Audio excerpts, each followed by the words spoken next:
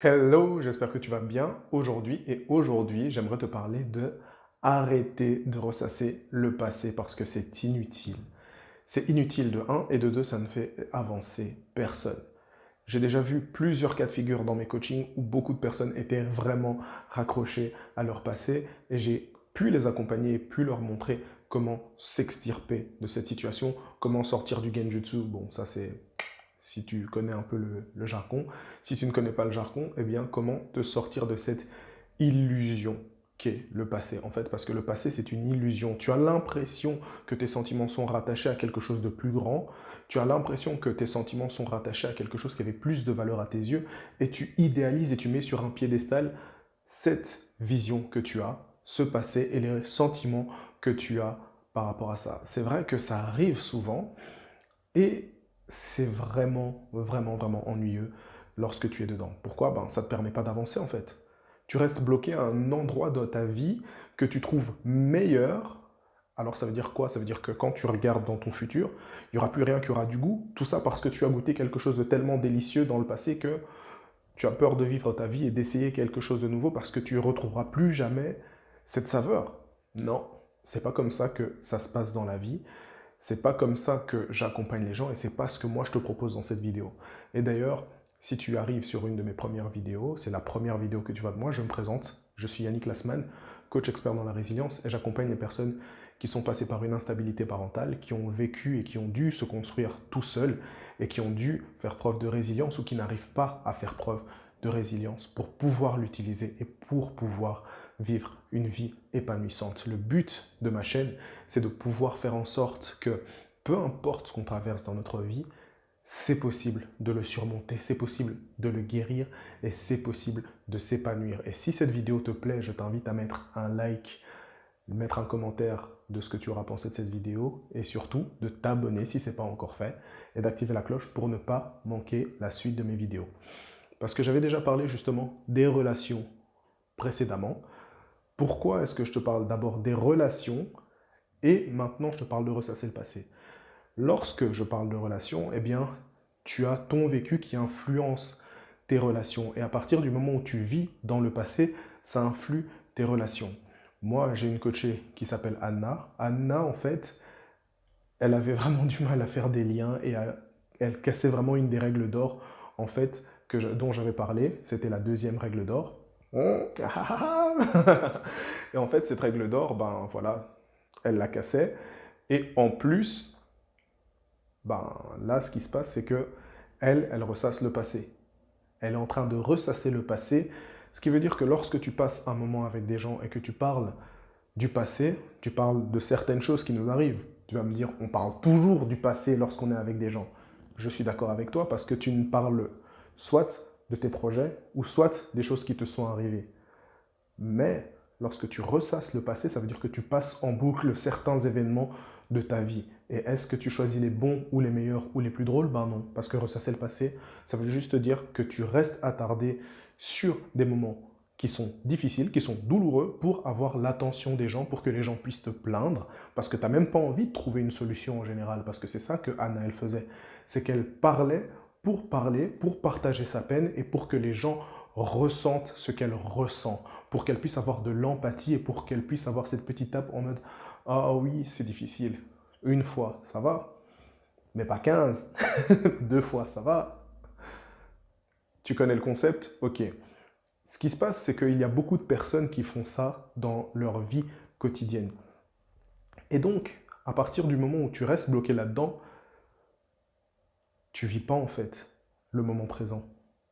Tu vis absolument pas le moment présent et tu fais fuir les gens autour de toi parce que les gens n'ont pas envie de passer du temps avec quelqu'un qui pompe leur énergie de un, qui raconte la même histoire tout le temps. C'est comme si je te racontais une blague. Tu vois, tu connais la blague du petit-déj? Non? Pas de bol. Ok, c'est la première fois. Tu connais la blague du petit-déj? Non? Pas de bol. Je vais pas continuer. Mais imagine lorsque tu ressasses le passé.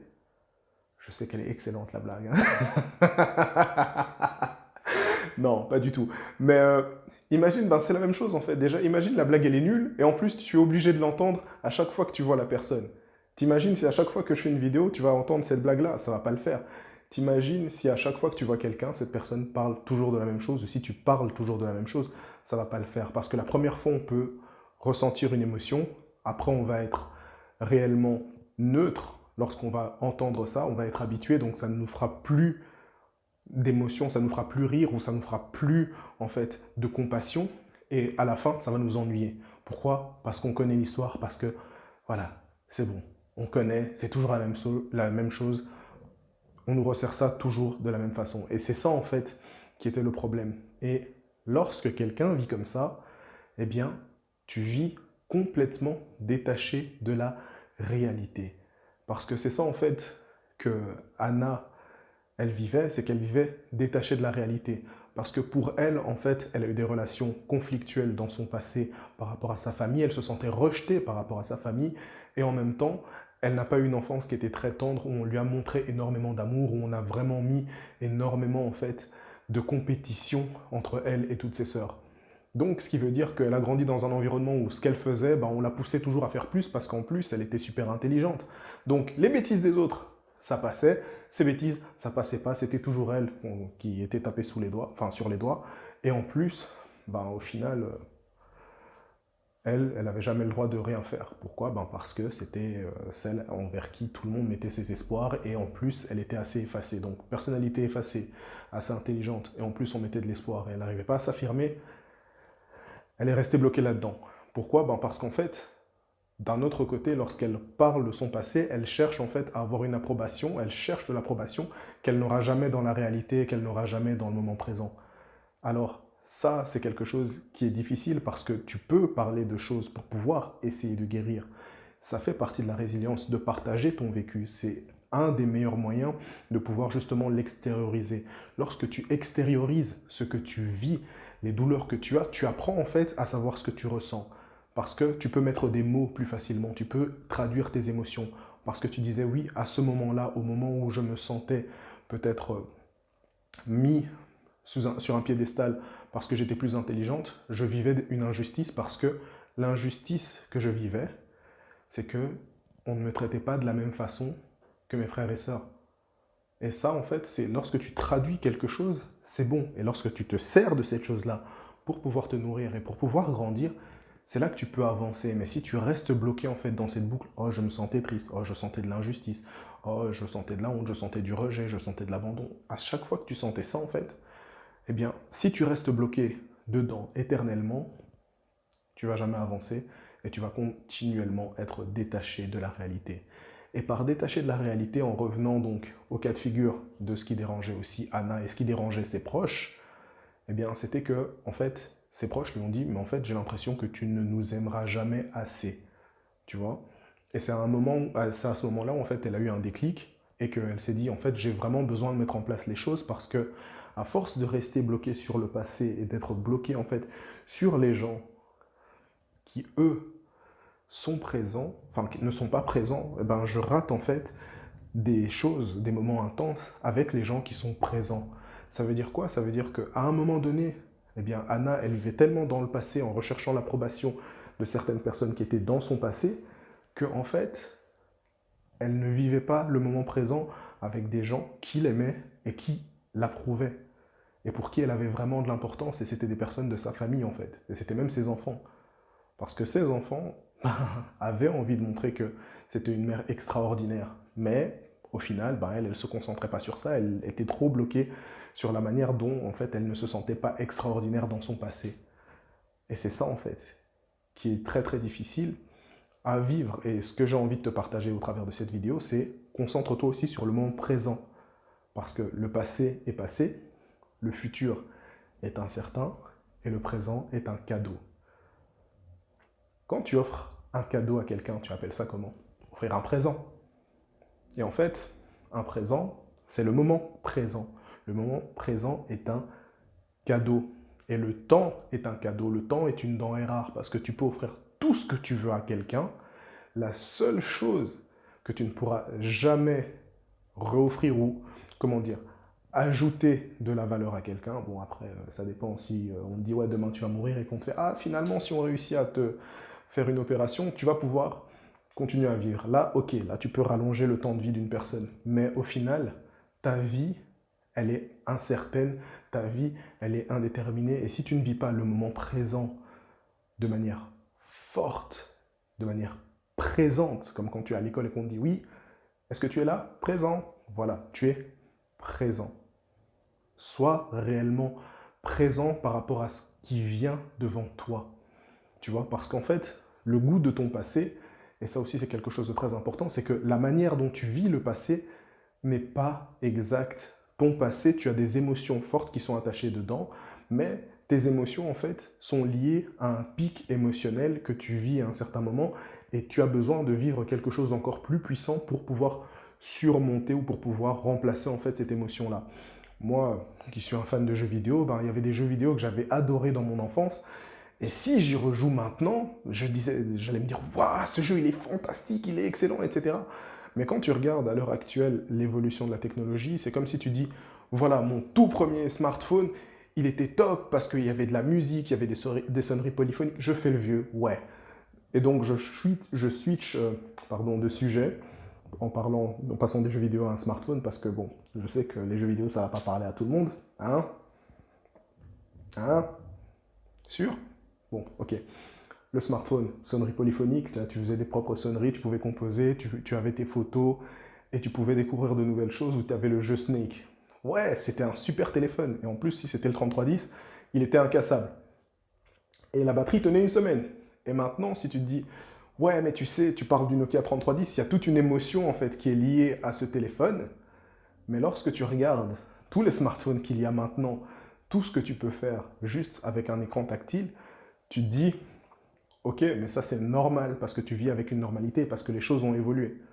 Eh bien oui, les choses évoluent. C'est pas parce que tu es attaché à quelque chose qui était fort dans le passé, qui t'a créé des émotions fortes, que si tu les reprends en main à l'heure actuelle, tu vas te rendre compte que c'était juste un effet nostalgique.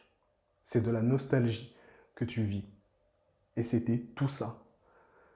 Alors qu'à l'heure actuelle, tu as besoin de vivre des choses complètement nouvelles. Et on dit souvent, oui, mais avant c'était mieux ou ok, non.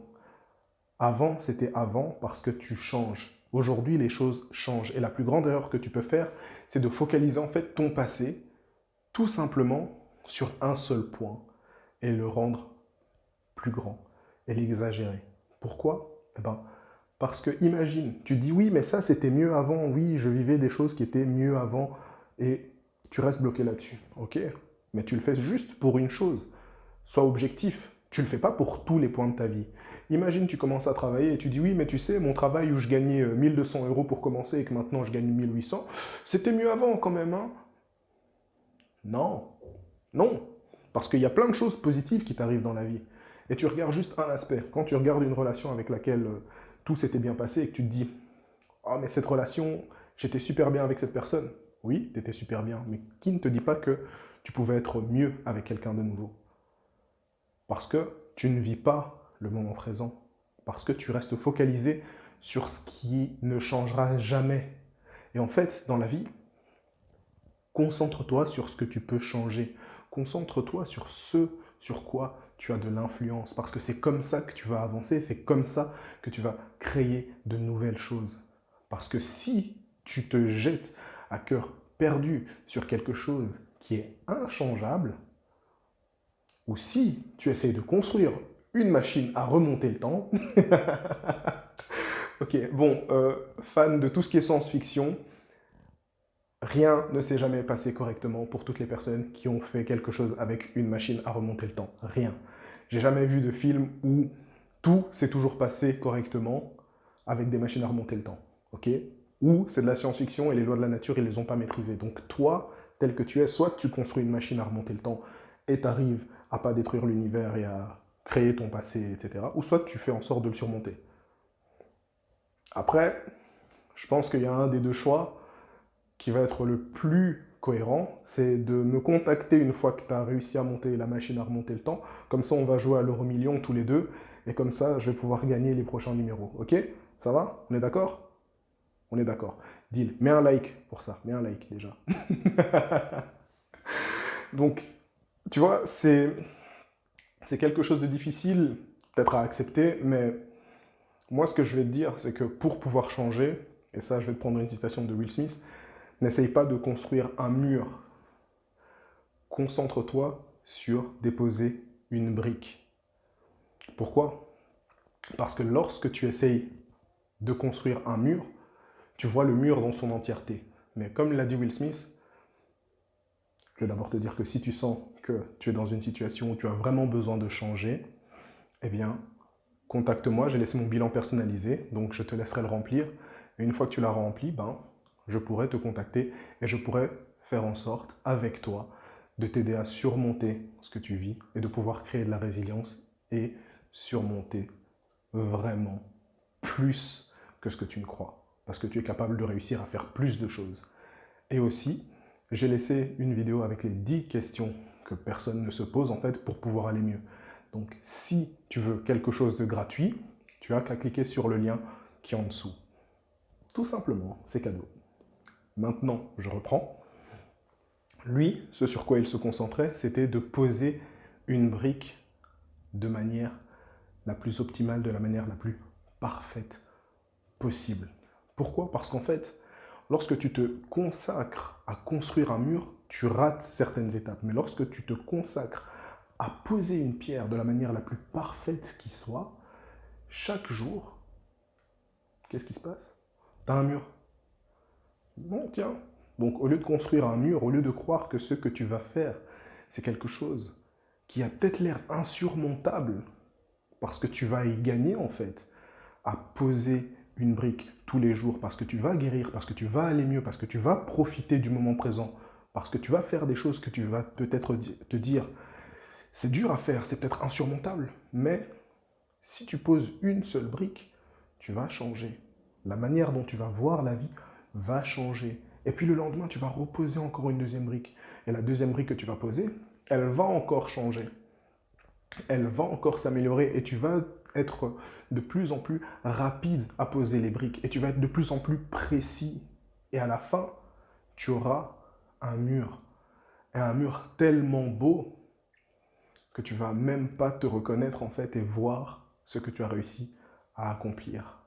Prends le temps de poser brique après brique pour pouvoir aller vers qui tu as envie de devenir. Vis le moment présent. Vis le présent où tu poses une brique. Vis le présent où tu as des gens qui sont devant toi, qui t'aiment et qui pensent à toi. Ou si tu n'as pas de personnes qui t'aiment et qui pensent à toi, pose une brique pour que ton futur qui est incertain contienne ces personnes-là. Parce que si tu connais mon histoire, j'ai posé des briques tout seul. Maintenant, je ne le suis plus. Et c'est tout ce que je peux te souhaiter et je te dis à la semaine prochaine.